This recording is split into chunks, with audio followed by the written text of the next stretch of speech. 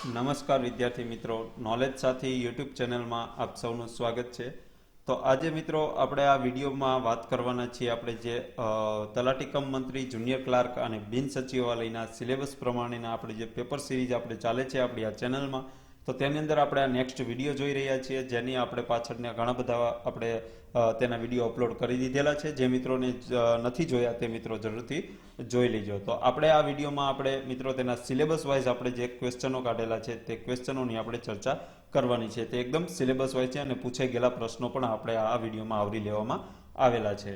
તો મિત્રો, આ વિડીયો જો તમને પસંદ આવે તો લાઈક કરી દેજો, શેર કરી દેજો, અને જો આ ચેનલ અમારી આ પસંદ આવે તમને તો આ ચેનલને સબસ્ક્રાઇબ કરીને બાજુમાં આવેલા બેલ આઇકન પર ક્લિક કરી દેજો.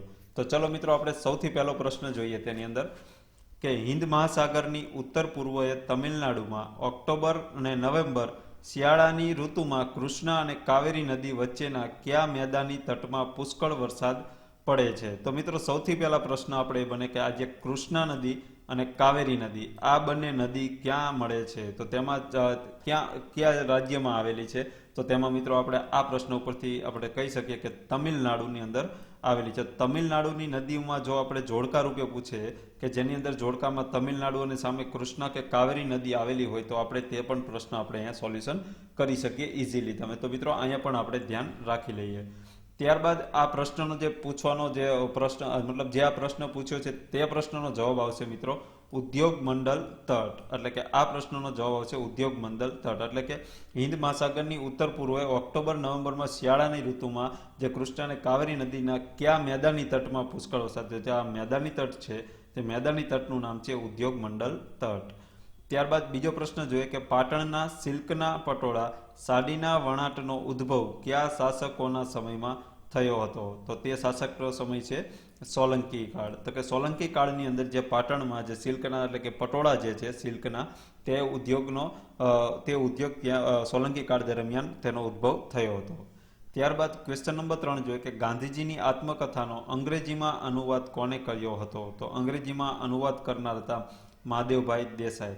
તો ગાંધીજીની આત્મકથાનું નામ શું છે મિત્રો? તો ગાંધીજીની આત્મકથાનું નામ છે સત્યના પ્રયોગો. ત્યારબાદ ક્વેશ્ચન નંબર 4 કે અલાઉદ્દીન ખિલજીએ ગુજરાત પર આક્રમણ કર્યું ત્યારે ગુજરાતની રાજધાની કઈ હતી? તો જ્યારે ગુજરાત પર આક્રમણ કર્યું અલાઉદ્દીન ખિલજીએ ત્યારે ગુજરાતની રાજધાની તરીકે હતું પાટણ. ક્વેશ્ચન નંબર 5 કે ગુજરાતના સુલતાન અહમદ શાહે અમદાવાદને રાજધાની તરીકે કયા વર્ષમાં સ્થાપિત કરી? તો તે કયા વર્ષમાં સ્થાપિત કરી? તો કે 1411માં.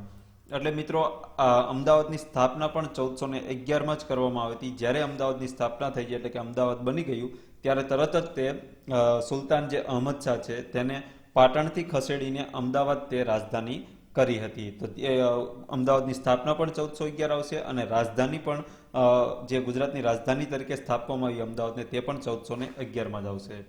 ત્યારબાદ ક્વેશ્ચન નંબર 6 કે ગાંધીજીની હત્યા કઈ તારીખે થઈ હતી? તો જે ગાંધીજીની હત્યા થઈ હતી તે તારીખ છે 30 જાન્યુઆરી 1948. તો મિત્રો, આ એકદમ ઇઝી ક્વેશ્ચન છે, પણ મિત્રો જ્યારે આપણને પરીક્ષામાં પૂછાય ત્યારે બીજા ઓપ્શન જોઈને આપણે કન્ફ્યુઝ થઈ જઈએ છીએ. તો આવો જ એક પ્રશ્ન છે મિત્રો જે તમારે કમેન્ટ બોક્સમાં આપવાનો છે. જે પ્રશ્ન છે કે ગાંધીજીનો જન્મ કઈ તારીખે થયો હતો? એટલે તારીખ, મહિનો અને સાલ, આ ત્રણેય વસ્તુ મિત્રો તમારે કમેન્ટ બોક્સમાં આપવાની છે. મને ખબર છે મિત્રો કે એકદમ ઇઝી ક્વેશ્ચન છે, પણ બીજા 3 ઓપ્શન આપણે જ્યારે જોઈએ ત્યારે આપણે બીજા ઓપ્શન આપણને કન્ફ્યુઝન કરી નાખે છે. તો મિત્રો, તે આપણે રિવિઝન થઈ જાય તેટલા માટે તમે નીચે કમેન્ટ કરવું ભૂલતા નહીં મિત્રો. જો તમને ખબર હોય તો કમેન્ટ કરશો એટલે તમને રિવિઝન સ્વરૂપે તમને યાદ રહી જશે. તો કમેન્ટ કરવાનું ભૂલતા નહીં.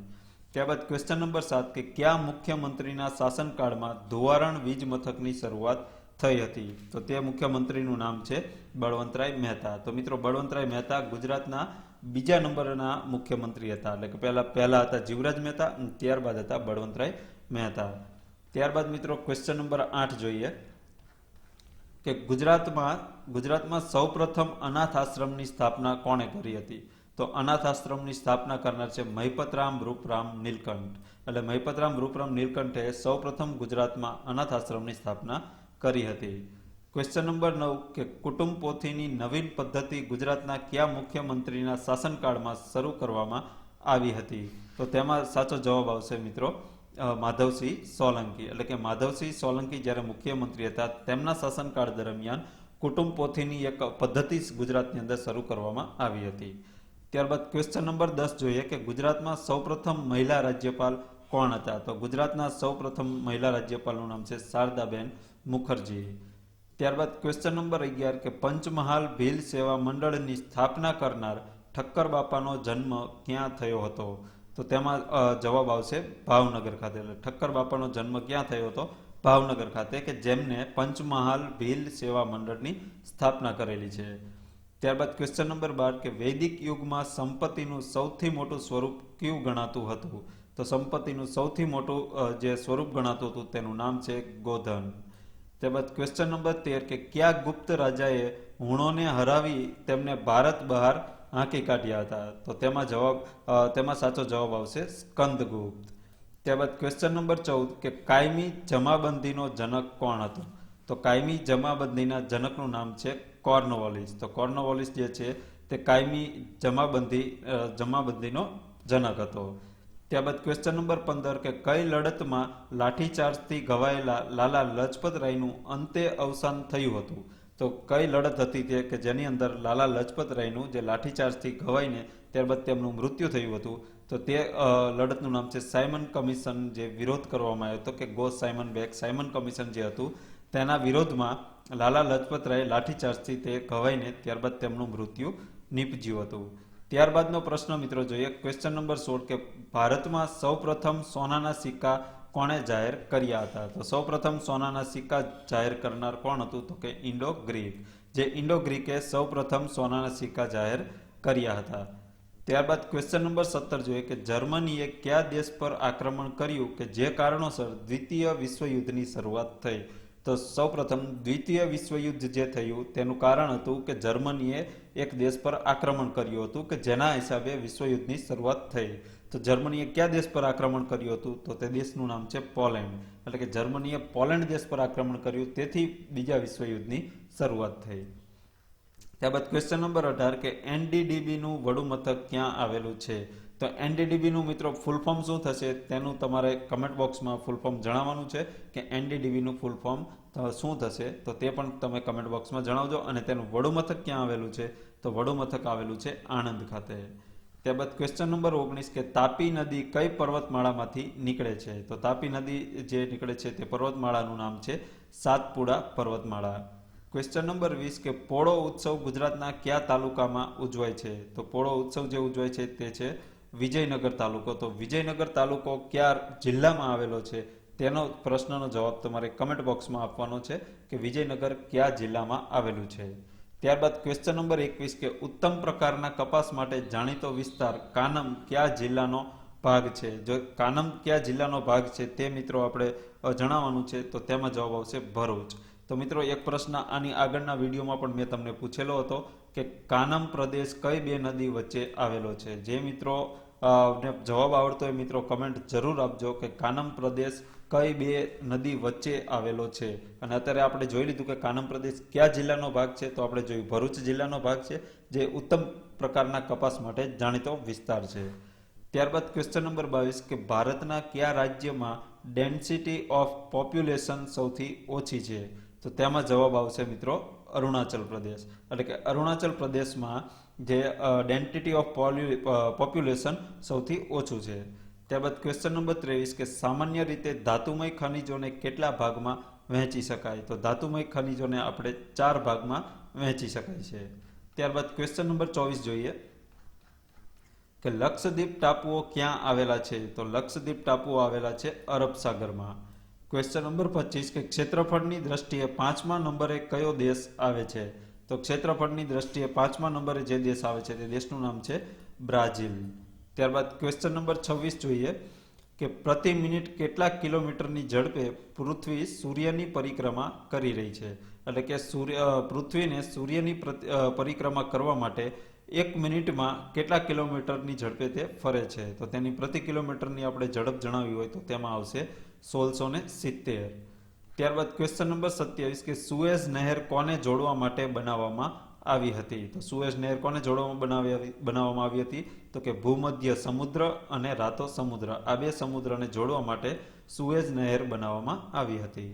ત્યારબાદ ક્વેશ્ચન નંબર 28 જોઈએ કે કઈ કૃતિ કવિ પ્રેમાનંદની નથી. તો નીચેનામાંથી ચારમાંથી એક કૃતિ પ્રેમાનંદની નથી, તે શોધવાની છે. તો તેમાં જવાબ આવશે મદન મોહના. તો મદન મોહના કોની કૃતિ છે? તો મદન મોહના જે કૃતિ છે તેમનું નામ છે શામળ ભટ્ટ. ત્યારબાદ ક્વેશ્ચન નંબર 29 કે ગુજરાતી સાહિત્યમાં પ્રથમ નવલકથા આ કરણ ઘેલો લખનાર લેખક કોણ હતા? તો કરણ ઘેલો જે આપણે ગુજરાતી સાહિત્યમાં પ્રથમ નવલકથા તરીકે ઓળખાય છે, તો તેના લેખકનું નામ છે નંદશંકર મહેતા. ત્યારબાદ ક્વેશ્ચન નંબર 30 કે લેખક અને તેમની રચનાઓને જે યોગ્ય રીતે જોડો. તો તેમાં યોગ્ય રીતે આપણે જોડકા જોડીએ તો તેમાં શું આવશે? તો કે આનંદશંકર ધ્રુવ. તો આનંદશંકર ધ્રુવ આવશે. તો સાહિત્ય વિચાર આવશે આનંદશંકર ધ્રુવ સામે. ત્યારબાદ છે કાકા સાહેબ કાલેલકર. તો તેમાં જવાબ આવશે ઉગમનો દેશ જાપાન. ત્યારબાદ છે રાવી પાઠક. તો રાવી પાઠકમાં આવશે દ્વિરેફની વાતો. ત્યારબાદ ઝવેરચંદ મેઘાણી. તો ઝવેરચંદ મેઘાણી સામે આવશે સૌરાષ્ટ્રની રસધાર. તો આ આપણે જે જોડકું જોડ્યું તેમાં સાચો જવાબ બને છે ઓપ્શન બી. ત્યારબાદ ક્વેશ્ચન નંબર 31 જોઈએ કે ગુજરાતી બાળ સાહિત્યમાં કોનું યોગદાન નથી? તો નીચેના ચાર ઓપ્શનમાંથી ગુજરાતી બાળ સાહિત્યમાં યોગદાન ન હોય તેવા સાહિત્યકારનું નામ આપણે અહીંયા જણાવવાનું છે. તો તેમાં જવાબ આવશે શ્રી પ્રવીણ પટેલ, જેમનું ગુજરાતી બાળ સાહિત્યમાં યોગદાન રહેલું નથી. ત્યારબાદ ક્વેશ્ચન નંબર 32 સૌપ્રથમ ભારતીય જ્ઞાનપીઠ એવોર્ડ નીચેનામાંથી કોને મળ્યો હતો? તો સૌપ્રથમ જ્ઞાનપીઠ એવોર્ડ ભારતની અંદર કોને મળ્યો હતો? સૌપ્રથમ તો તેમાં જવાબ આવશે જી શંકર કુરૂપ, જેને પ્રથમ એવા ભારતીય હતા કે જેમને જ્ઞાનપીઠ એવોર્ડ મેળવ્યો હતો. ત્યારબાદ ક્વેશ્ચન નંબર 33 કે લાંચિયાનું ગયું રાજ્ય, એટલે કે લાંચિયાનું ગયું રાજ્ય તોય નથી ગઈ લાંચ, જુલમી રાજા ગયા અને જુલમ જાહેર છે. તો આ પંક્તિ કોની છે? તો આ પંક્તિના જે લેખક છે તેમનું નામ છે દલપતરામ. ત્યારબાદ ક્વેશ્ચન નંબર 34 કે સમાજ સુધારક કરશનદાસ મુરજીએ કયા નામે સાપ્તાહિક શરૂ કર્યું હતું? તો કે એટલે કરશનદાસ મુરજીએ એક સાપ્તાહિક શરૂ કર્યું હતું જે સમાજ સુધારકના નામે કર્યું હતું, સમાજ સુધારક માટે કર્યું હતું. તો કયા નામે તેમને સાપ્તાહિક શરૂ કર્યું હતું? તો તેમાં જવાબ આવશે સત્યપ્રકાશ.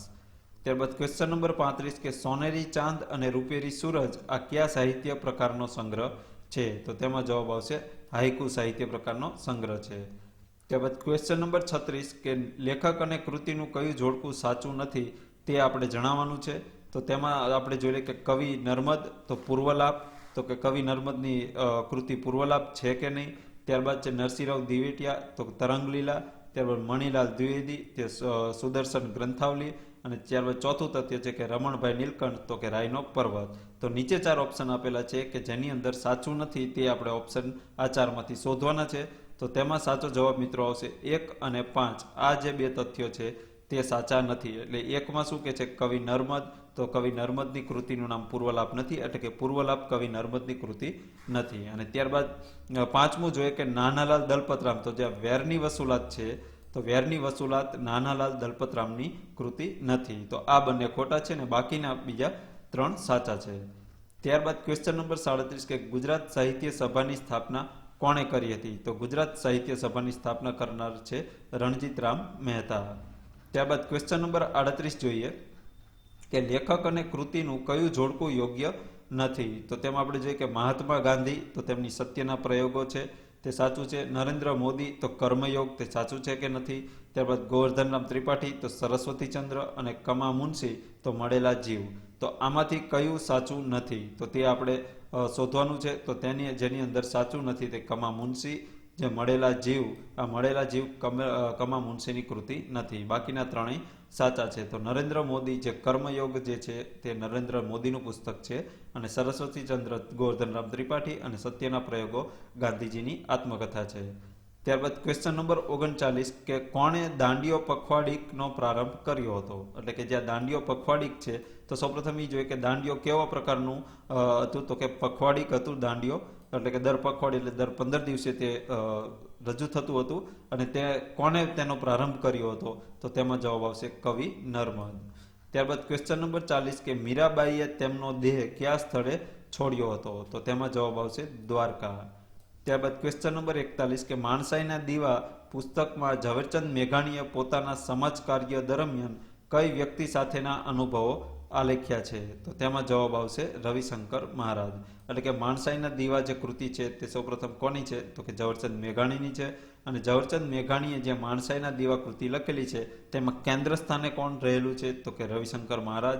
તે કોના વિશે લખવામાં આવેલી છે? તો રવિશંકર મહારાજ. આવી રીતે અલગ અલગ ટ્વિસ્ટ કરીને પ્રશ્નો પૂછાઈ શકે છે, તો આપણને બધી રીતે આપણને ખબર હોવી જોઈએ. ત્યારબાદનો પ્રશ્ન જોઈએ, ક્વેશ્ચન નંબર 42 કે અણસાર જે આ અણસાર છે જે નવલકથા છે તે કોણે લખી છે? તો તે લેખકનું નામ છે વર્ષા અડાલજા. ત્યારબાદ ક્વેશ્ચન નંબર 43 કે રાષ્ટ્રીય અનુસૂચિત જાતિ આયોજનના સભ્યોની નિમણૂક કોણ કરે છે? તો તેમાં જવાબ આવશે રાષ્ટ્રપતિ.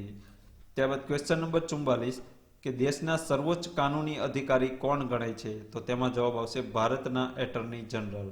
તો કે ભારતના એટર્ની જનરલ જે છે જે દેશના સર્વોચ્ચ કાનૂની અધિકારી ગણાય છે. ત્યારબાદ ક્વેશ્ચન નંબર 45 જોઈએ કે ગુજરાતના મોટા ભાગના ગામડાઓમાં ગ્રામ પંચાયતનું અસ્તિત્વ હોવા છતાં જુદી જુદી પંચાયત ધારાઓમાં એકીકૃત સમાનતા લાવવા મુંબઈ સરકારે કયા વર્ષમાં ગ્રામ પંચાયત ધારાનું ઘડતર કર્યું? તો તેમાં જવાબ આવશે 1958માં. તો મિત્રો આમાં પ્રશ્ન કેટલા પ્રશ્નો બને? તો સૌપ્રથમ પ્રશ્ન એ બને કે કઈ સરકારે ગ્રામ પંચાયત ધારાનું ઘડતર કર્યું? તો તેમાં જવાબ આવશે મુંબઈ સરકારે. અને કયા વર્ષમાં? તો 1958માં. તો આ બે પ્રશ્નો મિત્રો બને છે, તો આને પણ તમે ખાસ ધ્યાનમાં લઈ લેજો. ક્વેશ્ચન નંબર 46 કે પ્રાચીન ભારતની પંચાયત વ્યવસ્થાના અનુસંધાનમાં કઈ કહેવત ગુજરાતભરમાં પ્રચલિત છે? તો તેમાં જવાબ આવશે પંચ ત્યાં પરમેશ્વર. ત્યારબાદ ક્વેશ્ચન નંબર 47 કે કોમ્પ્યુટર ચાલુ થાય પછી તેને રિફ્રેશ કરવા માટે કઈ કી વપરાય છે? તો તેમાં જવાબ આવશે F5 એટલે કે ફંક્શન F5 જે રિફ્રેશ કરવા માટે વપરાય છે. ક્વેશ્ચન નંબર 48 કે કઈ રમત ઘોડા પર બેસીને રમાય છે? તો ઘોડા પર બેસીને જે રમવામાં રમત આવે છે તેનું નામ છે પોલો. ક્વેશ્ચન નંબર 49 કે અર્જુન એવોર્ડની સ્થાપના ક્યારે કરવામાં આવી હતી અને હાલમાં એવોર્ડ માટે કેટલી રકમ આપવામાં આવે છે? તો તેમાં સ્થાપના કરવામાં આવી હતી 1961માં અને હાલમાં અત્યારે ત્યાં 5 લાખ રૂપિયાની રાશિ આપવામાં આવે છે. ત્યારબાદ ક્વેશ્ચન નંબર 50 કે નીચે દર્શાવેલ જોડકા યોગ્ય રીતે જોડો. તો તેમાં આપણે સૌપ્રથમ જોઈએ કે નેશનલ સાયન્સ ડે. તો નેશનલ સાયન્સ ડે ક્યારે ઉજવવામાં આવે છે? તો નેશનલ સાયન્સ ડે ઉજવવામાં આવે છે 28 ફેબ્રુઆરી. ત્યારબાદ છે કે વર્લ્ડ એન્વાયરમેન્ટ ડે. તો વર્લ્ડ એન્વાયરમેન્ટ ડે આવે છે 5 જૂન. ત્યારબાદ છે નેશનલ એનર્જી કન્ઝર્વેશન ડે. તો નેશનલ એનર્જી કન્ઝર્વેશન ડેને ઉજવવામાં આવે છે 14 ડિસેમ્બર. અને વર્લ્ડ ડાયાબિટીસ ડે તો તેને ઉજવવામાં આવે છે 14 નવેમ્બરના રોજ. ત્યારબાદ તેનો સાચો ઓપ્શન બને છે ઓપ્શન ડી. ત્યારબાદ ક્વેશ્ચન નંબર 51 જોઈએ કે ગુજરાતમાં ગ્રંથાલયના પુરસ્કર્તા કોને ગણવામાં આવે છે? તો તેમાં જવાબ આવશે મોતીભાઈ આમીન. તો કે મોતીભાઈ આમીને પુસ્તકાલય પ્રવૃત્તિ તેમણે કરી હતી. ત્યારબાદ ક્વેશ્ચન નંબર 52 કે ઇલેક્ટ્રિક જનરેટર કયા સિદ્ધાંત પર કાર્ય કરે છે? તો તેમાં જવાબ આવશે યાંત્રિક ઉર્જાનું વિદ્યુત ઉર્જામાં રૂપાંતર. ત્યારબાદ ક્વેશ્ચન નંબર 53 કે ઓડિશાના ભુવનેશ્વરમાં કલિંગા સ્ટેડિયમમાં કેટલામાં મેન્સ હોકી વર્લ્ડ કપનો રંગારંગ પ્રારંભ થયો? તો હાલમાં જે હોકી વર્લ્ડ કપ રમાણો જે ઓડિશાના ભુવનેશ્વર ખાતે કલિંગા સ્ટેડિયમમાં રમાણો જે મેન્સ હોકી વર્લ્ડ કપ, તો તે કેટલામો વર્લ્ડ કપ હતો? તો તેમાં સાચો જવાબ મિત્રો બને છે 14મો વર્લ્ડ કપ. ત્યારબાદ ક્વેશ્ચન નંબર 54 કે મેન્સ હોકી વર્લ્ડ કપમાં ભારત માત્ર એકવાર કયા વર્ષમાં ચેમ્પિયન બન્યું હતું? તો તેમાં જવાબ આવશે 1975માં. ત્યારબાદ ક્વેશ્ચન નંબર 55 કે ભારતીય હોકી ટીમના કેપ્ટન કોણ છે? તો ભારતીય હોકી ટીમના વર્તમાન કેપ્ટન છે મનપ્રીત સિંઘ. ત્યારબાદ ક્વેશ્ચન નંબર 56 કે સમધિ એ શબ્દનો અર્થ શું થાય? તો કે સમધિ એટલે શું? તો સમધિ એટલે થશે યજ્ઞમાં હોમવામાં આવતા લાકડા. ક્વેશ્ચન નંબર 57 કે ભમો ભારત ખંડમાં સકળ ભોમ ખૂંદી વળી. આ પંક્તિ જે છે તે પંક્તિનો આપણે છંદ ઓળખાવાનો છે, તો તેમાં તે છંદ આવશે પૃથ્વી છંદ. ત્યારબાદ ક્વેશ્ચન નંબર 58 કે જયસઠની સાચી જોડણી કઈ થશે? તો જયસઠની સાચી જોડણી થશે ઓપ્શન સી જ્યેષ્ઠ. ત્યારબાદ ક્વેશ્ચન નંબર 59 જોઈએ કે પાણી પોચું એટલે શું? આ પાણી પોચું એટલે શું થશે મિત્રો? તો પાણી પોચું એટલે થશે કોમળ. ત્યારબાદ ક્વેશ્ચન નંબર 60 નીર પ્લસ અવધિ, તો તેની સંધિ જોડો તો સાચો જવાબ શું બનશે? તો તેમાં જવાબ આવશે નિરવધિ. Option D. ત્યારબાદ ક્વેશ્ચન નંબર 61 જોઈએ કે નીચેનામાંથી કયો અલંકારનો પ્રકાર નથી? તો નીચેનામાંથી જે અલંકારનો પ્રકાર નથી તે આપણે શોધવાનો છે. તો મિત્રો આમાં સૌથી પહેલા જોઈએ નીચે કયો અલંકારનો પ્રકાર નથી. તો મિત્રો આ મંદાક્રાંતા જે છે તે અલંકારનો પ્રકાર નથી. તો મંદાક્રાંતા શું છે? તો કે મંદાક્રાંતા છે જે છંદનો પ્રકાર છે, અલંકારનો પ્રકાર નથી. ત્યારબાદ ક્વેશ્ચન નંબર 62 કે દેવ જાગી જવા એટલે શું? જે રૂઢિપ્રયોગ છે કે દેવ જાગી જવા એટલે શું? તો કે નસીબ ખુલી જવું. ત્યારબાદ ક્વેશ્ચન નંબર 63 કે નીચેનામાંથી કયો સમાસ ઉપપદ નથી? તો નીચે 4 જે ઉદાહરણ આપેલા છે, જે ઉદાહરણ ઉપપદનું નથી તે આપણે શોધવાનું છે. તો તેમાં જવાબ આવશે ઘનશ્યામ. જે ઘનશ્યામ શબ્દ ઉપપદ સમાસમાં આવશે નહીં. ક્વેશ્ચન નંબર 64 કે લીએ લાલો અને ભરે હરદા આ કહેવતનો અર્થ શું થશે? તો લીએ લાલો અને ભરે હરદા આ કહેવતનો અર્થ થશે ઓપ્શન ડી, એક વ્યક્તિ ન કરવાના કામ કરે અને બીજા સજા ભોગવે. એટલે કે એક વ્યક્તિ ન કરવાના કામ કરે અને તે કામની સજા બીજા ભોગવે. ત્યારબાદ ક્વેશ્ચન નંબર 65 કે અંત્યાનુપ્રાસ અલંકારનું ઉદાહરણ શોધો. તો અંત્યાનુપ્રાસ ઉદાહરણનું જે ઉદાહરણ છે તે આપણે શોધવાનું છે. તો તેમાં સાચો જવાબ આવશે ઓપ્શન સી, એટલે કે સ્વતંત્ર પ્રકૃતિ તમામ એક માનવિકા ગુલામ. એટલે અહીં જે તમામ અને ગુલામ આ બે વચ્ચે પ્રાસ થાય છે, જે અહીંયા અંતમાં પ્રાસ થાય છે, પંક્તિના અંતમાં પ્રાસ થાય છે, તેથી તે અંત્યાનુપ્રાસ અલંકારનું ઉદાહરણ બનશે.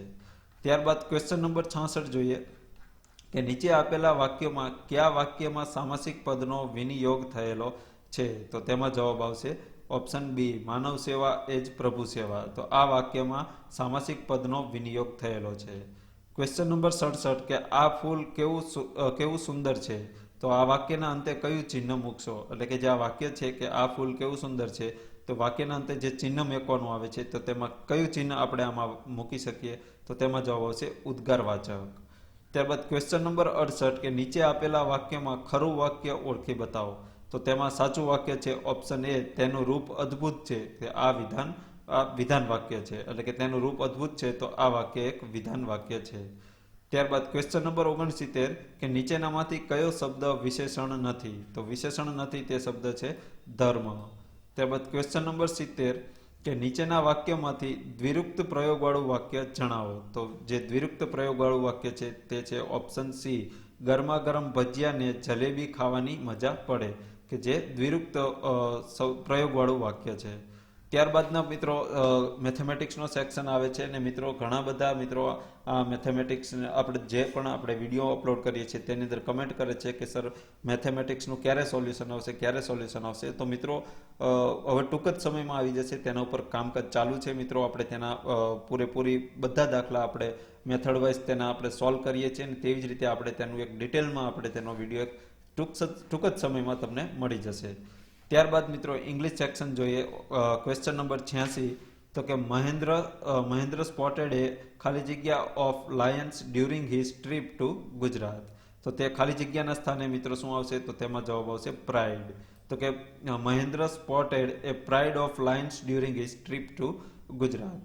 ત્યારબાદ question number 87 something that can not be erased means, એટલે કે something that can not be erased means, એટલે તેમાં ખાલી જગ્યાના સ્થાને શું આવશે? તો તેમાં જવાબ આવશે ઇનડેલિબલ. ત્યારબાદ question number 88 C wants to stay ખાલી જગ્યા હોમ ટુ નાઇટ. તો તેમાં જવાબ આવશે એટ. એટલે તો મિત્રો આ એટ આપણે સમય માટે વાપરવામાં આવેલું છે, સ્થળ માટે વાપરવામાં આવેલું છે કે હોમ એટલે ક્યાં રોકાશે? તો કે હોમ એટલે કે ઘરે રોકાશે, તેથી ત્યાં એટ વાપરવામાં આવ્યું છે. અને એટનો ઉપયોગ મિત્રો સમય સાથે પણ કરવામાં આવે છે. ત્યારબાદ ક્વેશ્ચન નંબર 89 તો કે ધ શોપ ઇઝ ખાલી જગ્યા ધ રોડ. તો તેમાં સાચો જવાબ બનશે મિત્રો અક્રોસ, એટલે કે the shop is across the road. ત્યારબાદ question number 90 find out the correct antonym, એટલે કે સાચો વિરોધાર્થી. તો તે શબ્દ છે એબન્ડન્ટ. તો એબન્ડન્ટનું જે વિરોધાર્થી શબ્દ શું થશે? તો તેમાં જવાબ આવશે સ્કેર્સ. ત્યારબાદ question number 91 give the synonym of predict, એટલે કે પ્રેડિક્ટનો સમાનાર્થી આપણે શોધવાનો છે. તો તેમાં જવાબ આવશે ફોરટેલ. ક્વેશ્ચન નંબર 92 જોઈએ કે સી ખાલી જગ્યા all her childhood in France. તો તેમાં સાચો જવાબ આવશે હેઝ સ્પેન્ટ, એટલે કે she has spent all her childhood, એટલે કે તેનું બાળપણ ફ્રાન્સ ખાતે ગુજારેલું છે. એટલે કે તેનું આખું બાળપણ તેને ફ્રાન્સમાં ગુજારેલું છે. ત્યારબાદ ક્વેશ્ચન નંબર 93 કે પ્લેનેટેશન ક્રોપ્સ ખાલી જગ્યાએ લાર્જ ગ્રુપ ઓફ ક્રોપ્સ. તો તેમાં સાચો જવાબ બનશે મિત્રો કન્સ્ટિટ્યુટ. ત્યારબાદ question number 94, A group of boys ખાલી જગ્યા લાઇબ્રેરી રેગ્યુલરલી એટલે કે જે ગ્રુપ ઓફ બોયઝ એટલે કે છોકરાઓનું ગ્રુપ છે કે જે લાઇબ્રેરીએ રેગ્યુલરલી લાઇબ્રેરીની વિઝિટ કરે છે. તો તેમાં સાચો જવાબ શું મિત્રો બનશે? તો આમાં સૌથી પહેલા મિત્રો હશે સાદો વર્તમાનકાળ. રેગ્યુલર એટલે સાદો વર્તમાનકાળ, તેનું ટુ બીનું રૂપ આપણે અહીંયા મેકવાનું છે. તો ટુ બીના રૂપ આપણે મેકીએ એટલે તેનો સાચો જવાબ બનશે ઓપ્શન બી, ઇઝ વિઝિટિંગ. ત્યારબાદ question number 95, I want to buy some good ખાલી જગ્યા ફોર ધ ઓફિસ. તો તેમાં સાચો જવાબ બનશે સ્ટેશનરી એટલે કે I want to buy some good stationery for the office. ત્યારબાદ ક્વેશ્ચન નંબર 96, કે ધ સેન્ટ સેડ ધ ખાલી જગ્યા hour is that before the down. તો તેમાં સાચો જવાબ મિત્રો બનશે ડાર્કેસ્ટ. ત્યારબાદ ક્વેશ્ચન નંબર 97, કે listening is a skill of the language to ખાલી જગ્યા. તો તેની અંદર સાચો જવાબ બનશે મિત્રો એક્વાયર એટલે કે listening is a skill of language to acquire એટલે કે કોઈ પણ લેંગ્વેજને એક્વાયર કરવા માટે જે સાંભળવાની સ્કિલ છે તે બહુ મહત્વની છે. ત્યારબાદ question number 98, give a single word for a person who pretends to be better than he is. તો આ શબ્દ સમૂહ માટે આપણે એક શબ્દ જે ફ્રેઝિસ કહીએ છીએ તે ઇંગ્લિશમાં ફ્રેઝ કહેવાય. તો એ ફ્રેઝિસનો આપણે આમાં જવાબ સાચો બનશે મિત્રો ઓપ્શન ડી, કે હાઇપોક્રાઇટ. ત્યારબાદ ક્વેશ્ચન નંબર 99, કે કન્વર્ટ ઇન્ટુ ઇનડાયરેક્ટ સ્પીચ એટલે કે he said honesty is the best policy. આને આપણે ઇનડાયરેક્ટ સ્પીચમાં કન્વર્ટ કરીએ તો જવાબ શું આવશે? તો તેમાં જવાબ આવશે ઓપ્શન એ એટલે કે he said that honesty is the best policy. તો જે આ honesty is the best policy છે તેની અંદર આ વાક્ય એમને એમ રહેશે. ખાલી હી સેડ અને અહીંયા હી સેડ છે તો આ બંને વચ્ચે આપણે ફક્ત ને ફક્ત અહીંયા ધેટ મેકવાનું રહેશે. ત્યારબાદ ક્વેશ્ચન નંબર 100 જોઈએ, કે સી ખાલી જગ્યા that it was a very beautiful sense. તો તેમાં ખાલી જગ્યાના સ્થાને મિત્રો જવાબ આવશે એક્સલેમ્ડ. તો કે એક્સલેમ્ડ એટલે કે she exclaimed that it was a very beautiful sense. તો મિત્રો આ આપણે જે તલાટી કમ મંત્રી, બિન સચિવાલય અને જુનિયર ક્લાર્ક માટેના સિલેબસ પ્રમાણેના પ્રશ્નો આપણે અહીંયા પૂછાઈ ગયેલા પ્રશ્નો, પૂછાવાની શક્યતાવાળા પ્રશ્નો અને વારંવાર પૂછાતા પ્રશ્નો આપણે આ વિડીયોમાં જોયા તમે. તો મિત્રો જો આ વિડીયો તમને પસંદ આવ્યો હોય તો વિડીયોને લાઇક કરી દેજો, શેર કરી દેજો અને અમારી ચેનલમાં નવા હોય તો આ ચેનલને સબસ્ક્રાઇબ કરીને બાજુમાં આવેલા બેલ આઇકન પર ક્લિક કરી દેજો. તો ચલો મિત્રો, હવે આપણે મળશું એક બીજા વિડીયોમાં, નવા વિડીયોમાં, ફ્રેશ વિડીયોમાં. ત્યાં સુધી જય હિન્દ, વંદે માતરમ.